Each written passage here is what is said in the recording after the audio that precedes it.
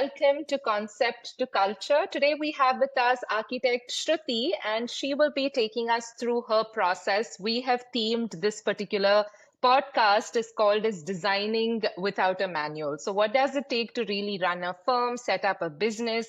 All the back end aspects, the bloopers of what it takes to make a space look this perfect. So thank you, Shruti, for coming on board. Before we get started with the podcast, it'll be great if you can tell the audience a little bit about yourself. What do you do? And a little about Studio Collective Overlap. Hi, Pooja. Thank you so much for having me on board for this special podcast here.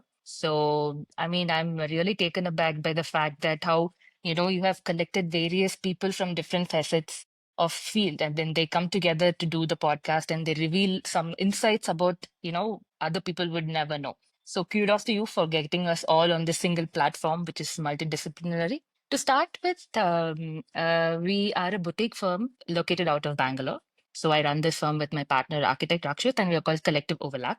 So this is a small firm. We just started around like 3.5 years back after working with a couple of firms in the city. And then I have a strong commitment towards eco-conscious and inclusive design. So that's what made me take this leap towards, starting out on my own. And then, it just started organically, and we are here doing a good, I hope, hopefully doing a good job to designers out there. What's the story behind the name? Is there a particular reason? How did this come about? Yes. So when it took us almost a year to get to this name, because that's the start point of anything that you want to, start your work with. So collective overlap means, so the first word collective is basically collaboration. So we strongly feel that design is a collaborative process, and it cannot just, come out from just a single person, or probably say just two or three people. It's a collaborative and a collective process. So that's where collective came. And overlap is just different minds come together to do something very different and unique from what has been going on for a few years. So that's how the name came through. It's called collective overlap. So hopefully we will be getting a lot of eyes on us in the future. Perfect. That's awesome, right? So I think we are very clear about the intent of today's conversation is really, I think when I spoke to you about doing this podcast, you told me that you really want to talk about what it takes to sort of get to this space.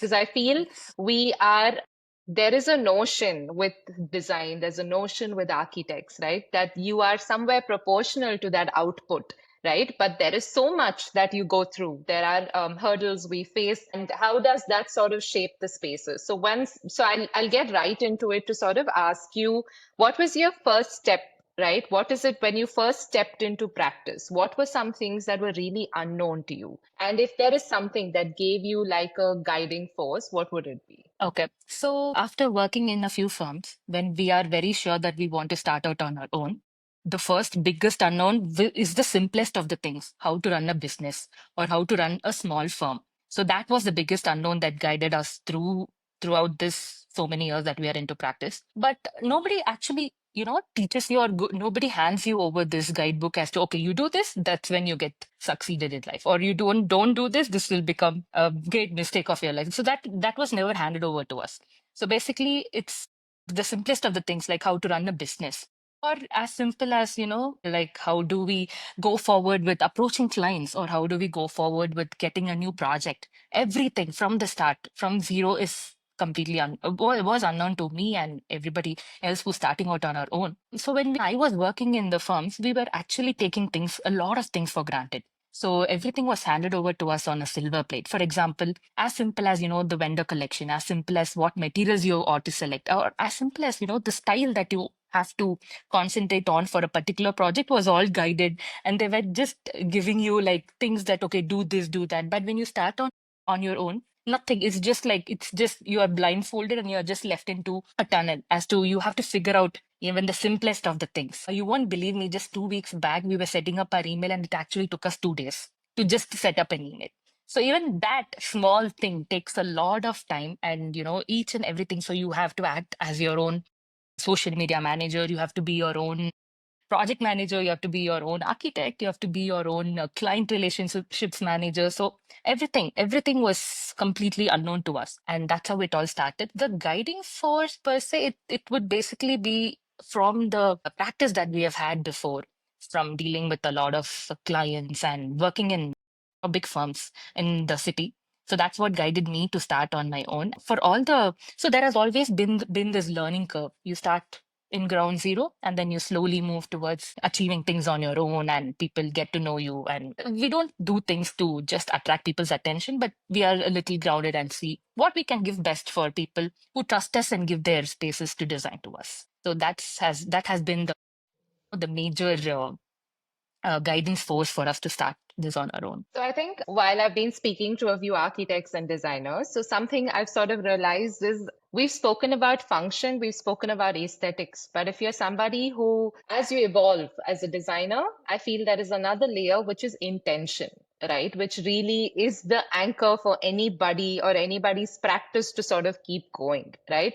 So tell me a little about your intuition. I'm sure, especially when you start off, right? Like you said, there is no guidebook, was pretty much all over the place, but you need something to sort of guide you in that direction. So were there times when you said, okay, this, I don't know if I can take a very logical approach and I'm just going to go by my gut? And what are some consequences of that? Okay. So, instinct is something that is very, very subjective. And when it comes from my point of view, I've always trusted my instinct. People will tell, right? Your instinct, your whatever you feel or whatever you wish for, and being optimistic never goes wrong, or it doesn't, give up on you on that way. So I realized amongst two approaches that we run a business, one is by just the book and one is by the instinct. It has both risks and rewards in both. The only thing is, so I'll give you a best example. So recently, when we had to, complete a project and we selected a contractor to work on that project, um, during the midway, he was not able to deliver what he was supposed to.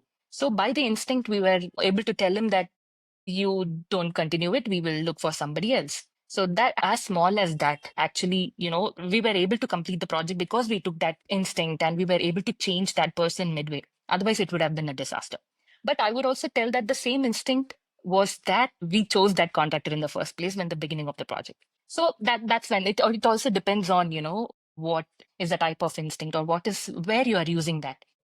But usually, when you start designing and when you start your own firm, it's 90%, I would say, it's just your instinct and your strong gut feeling that keeps you going. And as you grow, and it will shape you as a professional, and it just helps you navigating the unknown. So that's what I feel that, instinct Yeah. plays a very, very important role as in Right. when you grow. And if there is a certain intention that you think you sort of attach to your practice, right, on a daily basis to say, okay, this is going to be our anchor, no matter if there are 100 things which are falling apart, there'll be one thing you'd want to sort of embrace and say, okay, this is why we're here today. What do you think is the intention of your practice? So we believe in honesty and delivering what we want to our clients. So I think we are anchored to just being very honest, being very transparent to what we are offering and what we are, giving the space design to the client. So that's what we mostly stick on. And the knowledge that we have gained throughout the years is just that everything happens on site and it's all very transparent. So what the two things I would say we believe in is honesty and transparency. So that's what kept us going, and that's what has make us succeed till this days as well. Right. So I think in your evolutionary growth, right, there would have been certain things that you would have done, like early missteps, I would say, that mistakes that you would have done, which in hindsight, you can sort of now look back and say, okay, you know what, maybe good that we did that, which has somewhere set the foundation for your firm. Are there any instances you can think of? Yeah, there are a lot. The main thing, and I'm so sure young architects who are like, starting out to their own practice will be definitely able to relate, is that I personally believe like when you practice in a firm, you tend to spend a lot of time on getting your drawings and design drawings and details pitch perfect. But without knowing, will that exactly work outside? Because you, first of all, when you have to work on a project, you need to understand the context, understand why you are doing this, understand why do I work on this detail for this particular project, or probably say why this happens and this goes in a particular way. So I feel that sometimes it gets lost when we are designing. We tend to forget why we are doing this and what design detail will work here. And I feel like 90% of the time, when we are supposed to spend our time and our young years at site, we forget we forget about how much a site can offer us, and we go beyond desks, we go beyond laptops, and start working on design drawings. I feel that has been a great learning. Actually, my insight has changed once I started my own practice. So before, we used to spend a lot of time taking it from the firms that we have worked in. We spent a lot of, and that doesn't mean to say that I don't tell not to work on drawings, but I'm just saying it has to be a perfect balance. There has to be a perfect balance between your design drawings, what we ought to deliver to the clients, but spending too much time on it, and we tend to, like, spend a lot of time on getting it like perfectly executed. But again, like I had mentioned, design, we always see design as a collaborative process. So when we don't get something right, we have conversations with the contractors, we have conversations with the vendors, thinking how to do this. And you won't believe, most of the design drawings we sketch it out at site and give, so that we don't spend too much time on laptop, because in our field, learning happens completely at site. It doesn't really happen on your paper or on your laptops, etc. So at least we make sure we are present at site when important things are happening.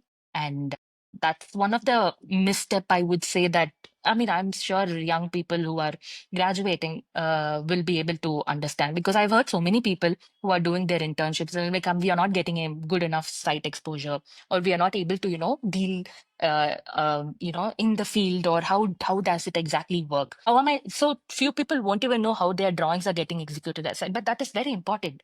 Imagine that you don't understand, okay, what am I doing here, how is it getting executed at site. So that kind of you know bridge bridging that gap is completely necessary to avoid this kind of misstep that anybody could take it. So that, I think, is, I mean, I think we've learned to evolve, telling like, don't spend too much time working on the laptop. It's okay, do the basic drawing and we'll go to site and explore how it works. You won't believe, even some of the details our clients will tell us, oh, let's not do this, we will do it later, at a later stage. So that's again a collaborative process. So you get too many minds into the design, and it's come out very well. It's worked perfectly for us. So I think this is a very good starting point for anybody who are starting out. No, that's lovely, right? Because I think there is this pressure that sometimes we put on ourselves that you need to have your plan, you need to have two sections, you need to sort of have details, right? We've Yes. worked together, and I've also seen how meticulous you are with getting those drawings in place, right, before it sort Yes. of goes on site. So, thank you for mentioning that. Thank you for mentioning that design can happen a little, like, if it is not, everything doesn't have to be completely sort of put into a puzzle and completely solved, right? Like you said, there's a lot Right. that's going to change when you go on site, right? So Definitely. I think having spoken about these various elements of it, I'd want to go a little into you as a person, right? And talking about the vulnerable aspect of design in the sense that tell me a little about, I'm sure you're speaking with a lot of Zen right now. There is a lot of centeredness to whatever you're speaking and the foundational growth of your firm. But what is it for you on a daily basis to navigate these challenges, right? As an individual, tell me a little about the self-doubt, the hiccups that you face as a person. The firm is an output of you in some sense, right?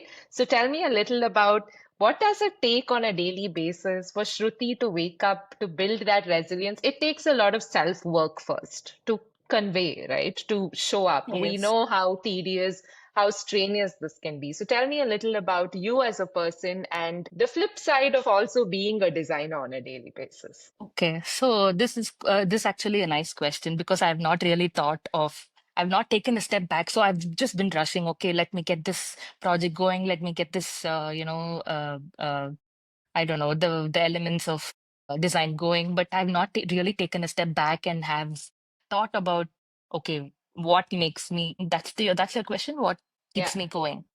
yeah, keeps you going. Okay. What keeps me going? Okay, that's a good question. For example, I've seen people who do monotonous jobs, just go to offices, gets yourself logged in, and then just come back home. That's a routine. Not telling that it's not something wrong, but I'm just saying, okay, what do I do something different today? I just wake up. I can do okay because that's the best part of working on your own and having your own firm is that I reflect on what I did yesterday and how can I do something better and different than what I did yesterday. So, like, there is a famous saying that if you don't know your history, you will not be able to plan your future. So, I believe that today or tomorrow is always a reflection, and yeah, today and tomorrow is always a reflection of what you have done in your past. Or probably say, whatever you are today is always the culmination of values or the growth that you see over the past years or over the few years. So, every day I wake up and I think, okay, what can I do differently today instead of, say, design? Should I do something different? Okay, there has been days I've waken up and I'm like, "Ah, okay, I'm taking an off from work. Today I will concentrate on getting my, house a little bit better than yesterday. So I used to like rearrange my own living room, my own bedroom. So that has also been a task. So I do that on weekdays. So last month I felt super burned out. So one Thursday I wake up and I'm just like, no, I'm not doing this. I'm not working today. So I just felt that I need to do some rearrangement in my living room. So just I just changed some bits and pieces of furniture and elements here and there. And I'm telling you, it's just so refreshing to just be able to do that in your own space.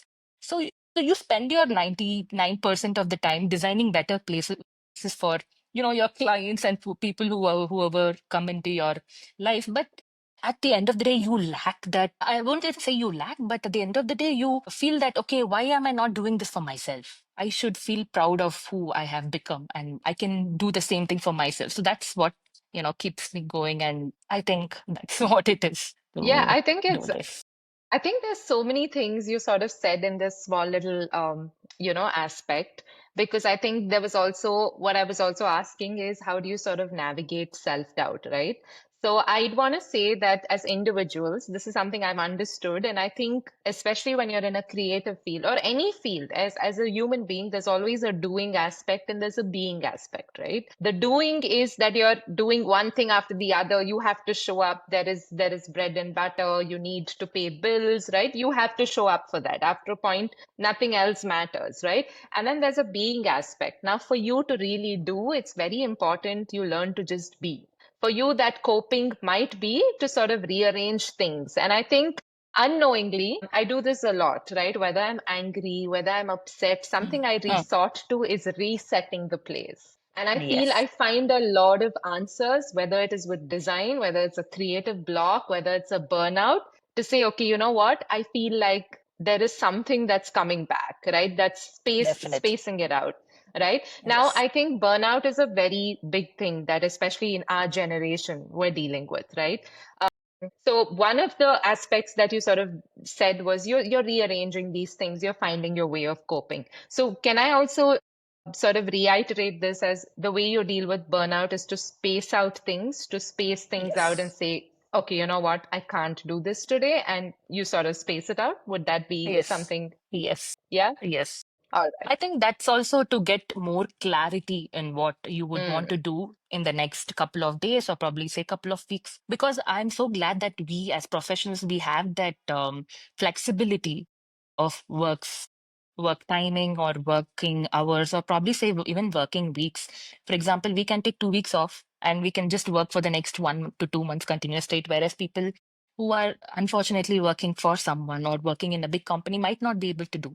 So everything have its own pros and cons. It's just the way we deal with that makes a lot of difference. So, if I have to come into as a practice, right, are there any sort of routines or ritual that you personally, considering we're talking about burnout, we're talking about coping with this, is there anything that you personally or as a team that you all sort of practice on a daily basis, weekly basis to sort of handle ambiguity, handle so many different, you're dealing with people on a daily basis. You might be I can only imagine how frustrating it is when, sometimes there is that design freedom is not 100% there, right? And you want to sometimes just scream into a pillow and say, just let me be, but you can't show that kind of an anger in front of a You can't. client or a contractor, right? Yes. So, are there any rituals that you all sort of follow? It could be personally as a firm to sort of deal with this kind of ambiguity. Yeah.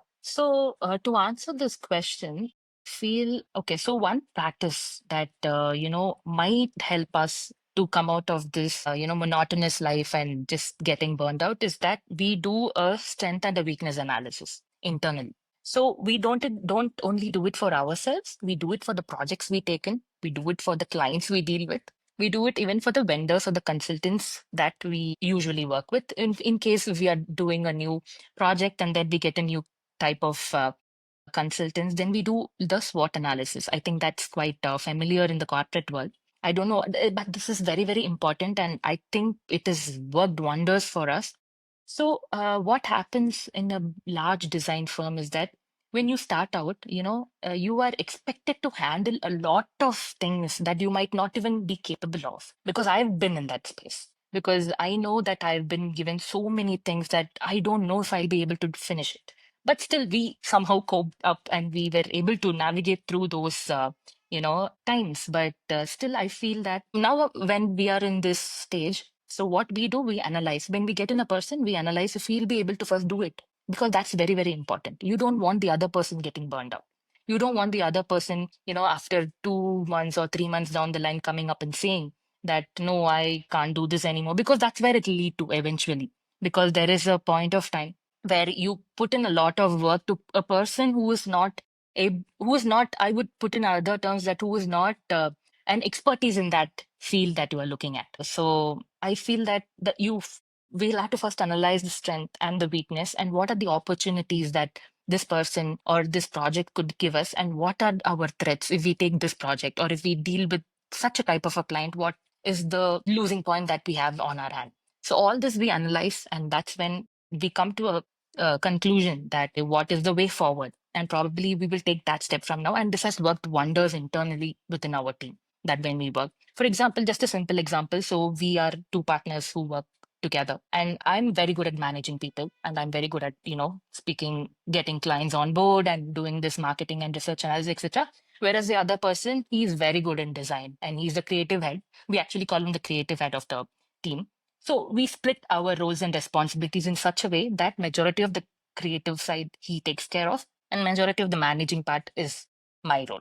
So that, it might sound very simple and is the starting point of everything, but it's very, very critical.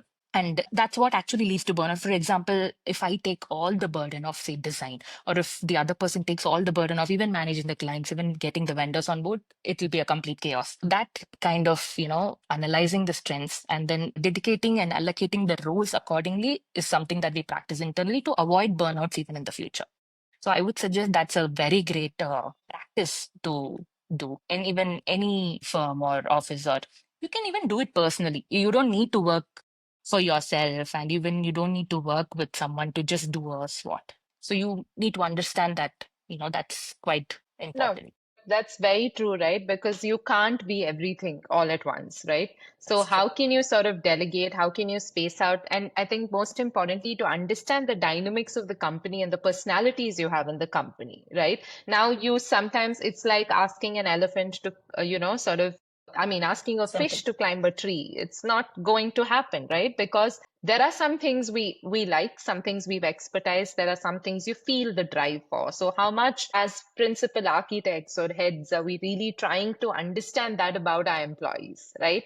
It's not Definitely. more, Yes. of course we've all done 5 years of architecture, but by the end of it we've all evolved to be something. And I feel sometimes internship should be a little also about that, right? Okay, you know what, you're 6 months, 1 year, explore the various aspects of you rather than me Definitely. forcing and saying, no, sit and do an AutoCAD drawing or a SketchUp model. So Right. Right. I'm glad you sort of mentioned that. And I think if there is you in the beginning you mentioned you're an eco design firm in some sense, at least you're trying, you're in that direction.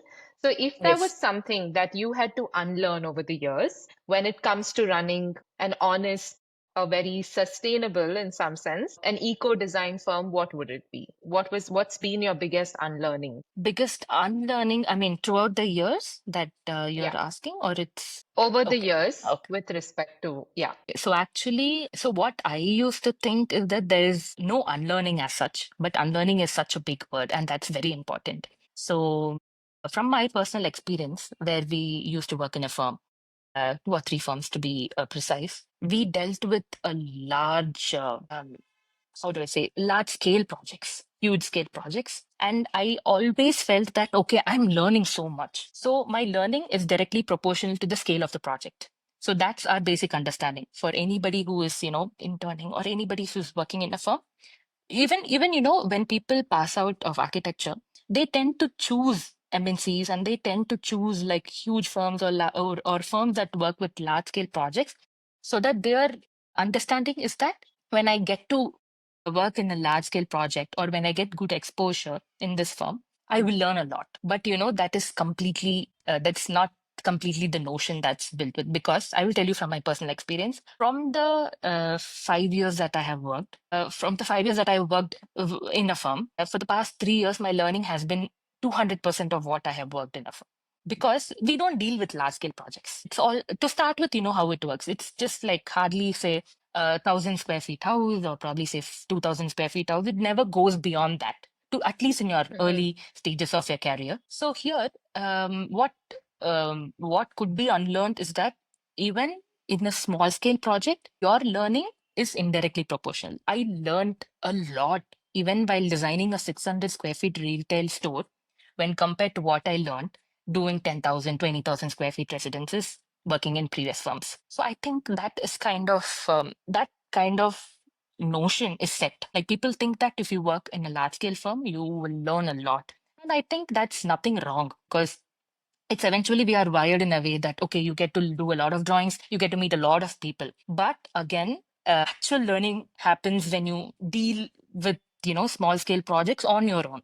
So that gives a lot of experience, and I would like to say that this is what I want to unlearn. So I was under the notion that if I deal with large scale projects, my experience would be great and I would know everything in the world or everything that it takes to finish that project, but that's completely not true. It was like starting from scale zero itself. Right? When we did that retail store, that's the smallest we have ever worked with, which is a 600 square feet retail store. Every single thing was something that I learned new. So that's when I took a step back and I realized, okay, I've learned something, but that's not everything.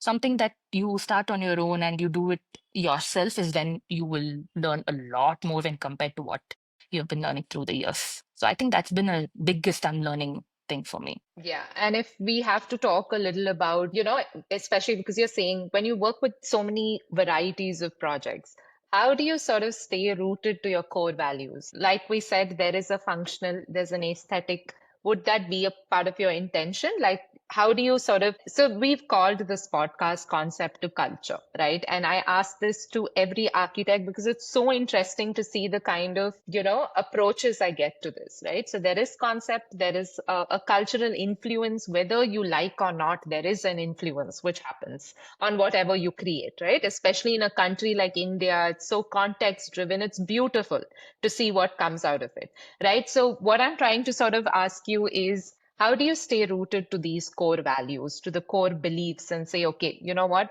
I'm sure with these many years of practice, you've also realized it's important to take a stand when you need to as a designer, right? How are you doing that? How are you sort of trying to stay rooted, take a stand, and say, okay, this is how we go about it? Actually, you had mentioned that in a very nice way, because I've never thought about that. So indirectly, we always take a stand, but you don't realize that, okay, this is what I've always wanted, right? Like it's been like so wired and it's been so rooted in your beliefs that you don't really realize that, okay, I am standing up for myself or I'm standing up for what I believe in. So not many people will realize, but they indirectly, have their own values as core values, etc. When we usually practice, like I had mentioned before, honesty and transparency is something that we completely believe in. So we take a step back and we analyze each and every project, and even we analyze the clients if they will be honest, if will they be okay with us, or will they be transparent with us. So these are the two core values that we staunchly believe in. For example, say India, like you had mentioned, in India, in an Indian scenario, it's very hard to just stay rooted to what you believe in, because people are very, very, very subjective. Like when you talk to others, they might have completely different core values that they believe in. And to align with that, and get the direction and the sense of, direction from there, and also is quite important. And we deal with that on a daily basis. So we are also very incredibly selective in the projects we choose. So when we think that this project, we will be able to, stand up with our values, will we be able to be honest with our practice, or will we be able to be transparent to the clients, is when we will take up that project as well. So uh, that's actually answers. And we've never been rigid with what we work with. We're very flexible in terms of, say, design. But along the line, we've always felt that. So we've almost completed 25 plus projects in the last 3 years. But taking a step back and seeing that kind of the curve in which we have chosen projects in which we have completed and executed it, it's always been the core values that have guided us. So when that's what I had mentioned, that when you know that you'll always go back to your roots and choose honesty and transparency, but indirectly you will know that, okay, this is what I work with. So we've always been following that throughout all our projects, etc. That's lovely. And I think this is a little offbeat from what we're talking about, but I'm really curious to sort of understand what is happening with the 60-40 in the sense that there is, I'm talking about the male and female, parity that sort of happens. We see that we are mostly women in architecture school, but when we come into practice, that's really switching. I'm sure, I mean, we've come a very long way. Today, you do see a lot of women architects and designers. But is this something you've ever reflected? Why is it that a lot of women are not converting into practice? Or rather, they do, and then we're not able to sustain it after a particular point. Again, this is not a general statement at all. But this is just a reflection that, maybe as two women, we're trying to sort of talk and understand. Have you ever thought about it, why this is happening? Every single day, actually. Because I think there was a recent survey by the Council of Architecture where there out of 100% women who are graduating architecture, hardly 12 people stay in the line, let alone practice. Only 12 women stay on line of architecture. So the others are not sure, they just shift careers, or probably they go do their masters in a very different field. That's secondary. But that was quite shocking. Just 12%, not their own practice. In that 12%, imagine people will be working in firms, people will have their own practice, etc. So that was very shocking for me. I think it was last year or something. So I feel that it's improving, but not. It's a very slow curve. It's gradually improving. But I feel like there are a lot of interior designers who are women out there. Architects, very less, very, very less. I think that is also because, from my personal experience, what I feel is the way people perceive women, in Indian context. I've literally had client who came and told me that, Shruti, I thought Rakshit will be able to handle the civil part. Can you do the interiors? So that kind of mindset is what prevails in an Indian context, and I've seen it. So this is just a direct client who has asked me this, but there are a lot of indirect things that had come upon me, or probably say even my partner, who in anybody's eyes will be able to do a lot of civil and architecture, and I will be just choosing materials, selecting shades, and selecting themes, and just doing work behind the laptops and things. And recently also, when I think 2 months back, when I had visited a site, the vendor had asked me, "Oh, ma'am, you do visit sites?" I'm like, "Yes, I'm an architect and I do visit sites. It's not because I'm a woman won't be able to visit site. I do visit sites." And he was actually surprised. So that kind of mindset is still prevailing. It is like it's seen, although not directly, very indirectly. And even when I deal with payments, when I even deal with people who I have an upper hand on, for example, say a contractor who has to pay a certain money to get that done. So when I ask him to do that to a vendor, he'd be like, "Oh, let the other person tell. Why should I take orders from you?" Indirectly, it's that kind of mentality that still prevails here. But I would suggest that this is where we have to break all the parities and get that going. But actually, 60-40, I think, it's become much lesser when compared to men working in the field. But I've never had any, how do I say, in working in a firm, our architecture field is so good that even internally, there are no, like comparison between, okay, he'll be able Biases, to yeah. do so much, you won't be able to do Yeah. so much. That way, we are very lucky to be able to work in a field like this, which I've never heard of in other corporate world. But when you go to site, that's when your reality actually hits. So I think that needs a little bit of education, that thing that will get better in the years to come, hopefully. Yeah, I think it's also very interesting that it is a very site dynamics, and I also feel your masons aren't taking you as seriously as maybe a male architect, right? Definitely. again, from my personal experience also, I feel like when I've walked in with a male architect, it's almost ignored that you're on site, right? You're just, right?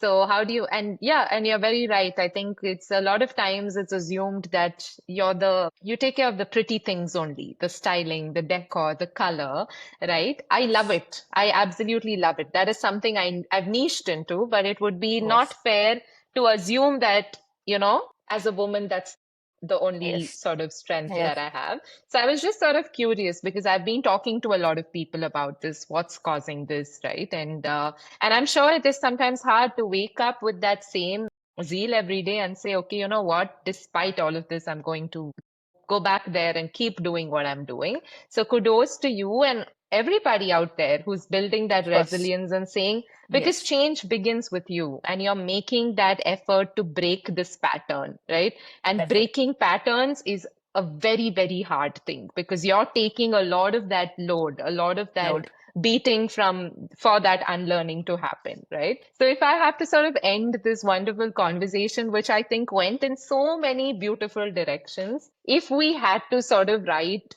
a little book on designing without a manual, right? What would be one of your biggest reflections or your biggest, it could even be a principle that you'd leave your readers with right now, our listeners with? What would be one principle or reflection you'd sort of wind up? Okay. One reflection that throughout the years that I have realized is that be okay with not having all the answers. It is completely okay to learn, and learn till the moment your life ends in this universe. Because we are in a field that every day is a learning process. And especially when you're having your own firm, you learn from even the smallest of people, smallest of items or smallest of design elements that you deal with. So I would say that it is okay to not know all the answers whenever you are stuck or whenever you have a question in your head that you don't have answers to. That is one thing. And even as simple as the people you work with, even though they are much younger to you or even though that they are just starting out, they will teach you a lot.